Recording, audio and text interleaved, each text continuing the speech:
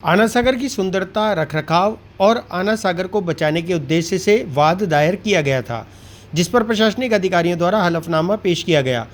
इसमें smart city CEO और नगर निगम आयुक्त के द्वारा भाजपा नेता सुरेंद्र सिंह शेखावत के बारे में गलत टिप्पणी करने के विरोध में आज पार्षदों ने संभागीय आयुक्त को ज्ञापन सौंपकर कार्रवाई की मांग की। प्रशासनिक अधिकारियों पर पार्षदों ने हाईकोर्ट के अवहेलना का भी आरोप लगाया। उन्होंने कहा कि गलत हलफनामे के विरुद्ध कार्रवाई की जानी चाहिए।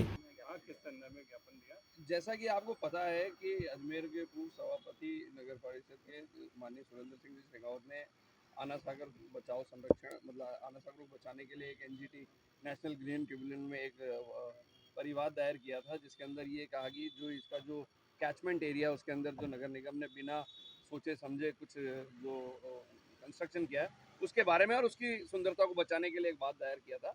उस वाद के दौरान वाद के अंदर रिप्लाई करने के नाम पर जो सीईओ मतलब पक्षकार नंबर 5 और 6 सीईओ स्मार्ट सिटी जो कि अजमेर के कलेक्टर हैं और कमिश्नर नगर निगम जो कि अजमेर के नगर निगम है, उन्होंने एक हलफनामा दायर किया और उसके अंदर प्रथम जो पैरा हैं उसके अंदर उन्होंने उनके लिए अनर्गल बातें करी है। वो मतलब एक तरफ जो व्यक्ति शहर का प्रथम नागरिक रहा है उसको इस प्रकार से कहा है कि वो अधिकारियों को शाम दाम दंड भेद बाय होकर को दबाते हैं, वो अनर्गल बातें करते हैं। वो एक ऐसी मतलब उनके लिए कहा गया he is like a busy bee, अंग्रेजी में बिजी बी उन्होंने शब्द यूज किया है।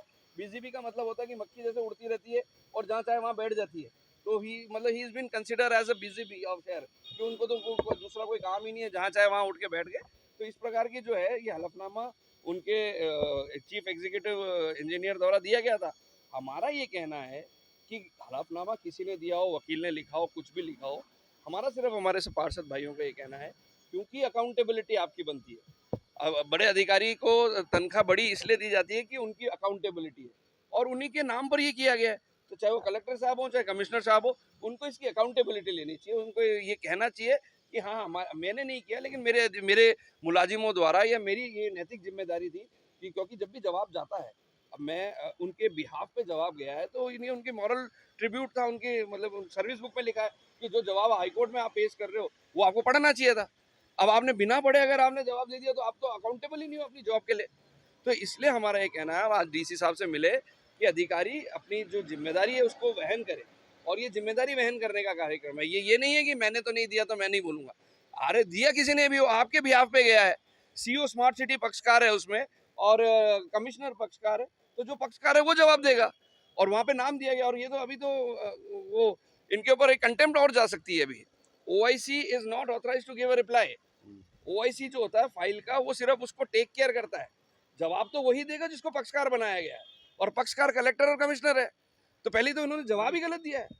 तो ओआईसी सिर्फ ऑफिसर इंचार्ज जो फाइल का होता है वो फाइल का परसुएशन करता है कि आज तारीख है, आज एविडेंस हुई है, वो जाके बताता है कि भाई आपको ये आना है, आपको आज यहाँ आज ये आपके नाम पे नोटिस इशू है। ये उसका काम है, उसका काम जवाब देना थोड़ी है। तो ये तो कलेक्टर साहब और कमिश्नर साहब को देखना चाहिए कि जवाब ही आपने तो पहले तो हाई कोर्ट की अवहेलना वहीं कर दी और वो भी national green tribunal which is equivalent to supreme court. अच्छा, इन्होंने कहा कि हम बात कर रहे हैं हमारे अधिकारियों से और निरंतर ज्ञापन आ रहे हैं। आज कुछ राजपूत समाज के लोग भी आए थे, उन्होंने भी ज्ञापन दिया। कल सुरेंद्र सिंह शेखावत फैन क्लब ने ज्ञापन दिया। मेरे ख्याल से कल कोई जो व्यापारिक संघ है वो इनके समर्थन में उठ रहे थे। जब तक ये इस बात का डेडलॉक खत्म नहीं होगा और जब तक कोई इसकी जिम्मेदारी नहीं उठाएगा, जब तक ये आंदोलन सतत ऐसे ही चलता रहेगा। और अभी तो शांतिपूर्वक हो रहा है, इसमें सड़क पे भी उतरने की कोशिश हुई और सड़क पे उतरने की जरूरत पड़ी तो हम वो भी उतरने में कोई कोताही नहीं बरती।